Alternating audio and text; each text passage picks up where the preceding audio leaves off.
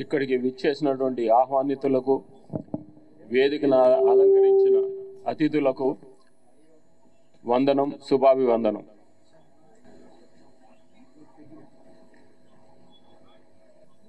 ఈరోజు నాన్నగారి 102వ జన్మదిన జయంతి జరుపుకుంటున్నాం. ఇది పండుగ. ఎందువల్లంటే ఈ రోజున ఆ అవతార పురుషుడు జన్మించిన రోజు. ఏ జన్మలో నేను చేసుకున్న అదృష్టమో ఈ జన్మలో ఆయనకి కొడుకుగా పుట్టాను.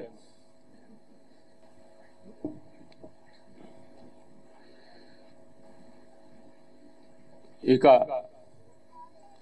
ఆయన గురించి చెప్పాలంటే ఆయన ఒక పేద కుటుంబంలోంచి, పేద రైతు కుటుంబంలో నుంచి వచ్చిన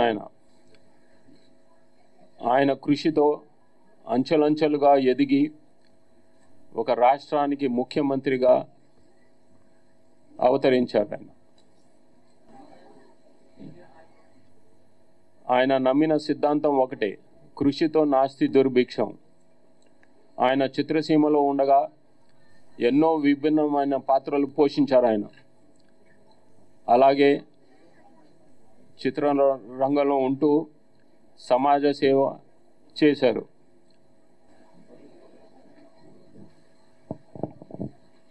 చిత్రసీమలో ఉంటూ ఆయన 1965లో ఇండియా పాకిస్తాన్కి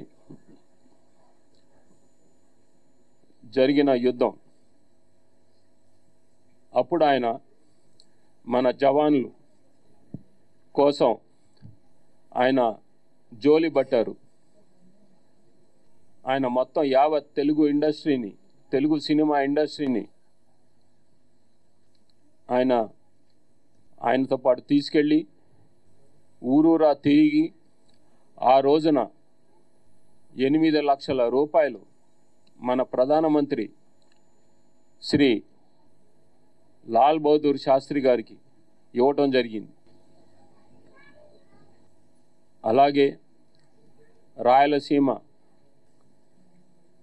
కరువు కోసం కూడా ఆయన నిధి సేకరించారు.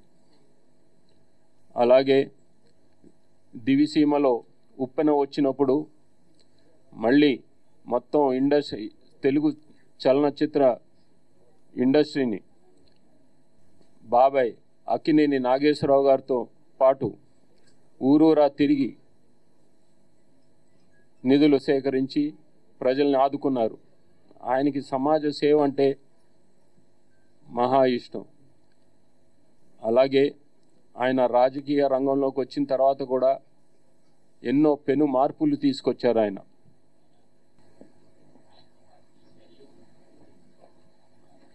ఆసిలో ఆడవాళ్లకు సమాన హక్కు, వాళ్లకు విశ్వవిద్యాలయం, పటేల్ పటవారీ సంస్థను సమూలంగా నిర్మూలించారు. ఆయన మండల వ్యవస్థను తీసుకొచ్చారు. అలాగే రైతులను ఆదుకున్నారు. 50 రూపాయలకే ఉచిత కరెంట్ ఇచ్చారు. ఆయన ఎన్నో పెను మార్పులు తీసుకొచ్చారు. ఈ మార్పులన్నిటికీ ఆయన ఆద్యుడు. ఆ సంక్షేమ కార్యక్రమాలన్నీ ఈరోజు మిగతా ప్రభుత్వాలు కూడా ఆచరిస్తున్నాయి. ఈ రోజున ఆయన జన్మదినం కాబట్టి ఆంధ్రప్రదేశ్ ప్రభుత్వం అధికారిక వేడుకగా ప్రకటించింది. ప్రతి శాఖ ఈ రోజున అధికార వేడుకగా జరపాలని ఆదేశాలు జారీ చేసింది. అలాగే మన తెలంగాణ ప్రభుత్వం గద్దర్ అవార్డ్స్తో పాటు ఆయన పేరు మీద కూడా ఎన్టీఆర్ అవార్డు ఇవ్వదలిచింది. ఈ రెండు ప్రభుత్వాలకి మా నందమూరి కుటుంబం తరఫున ధన్యవాదాలు తెలియజేస్తూ ఇక్కడ పురస్కార అవార్డు గ్రహీతలకు మీ అందరికీ నా ధన్యవాదాలు.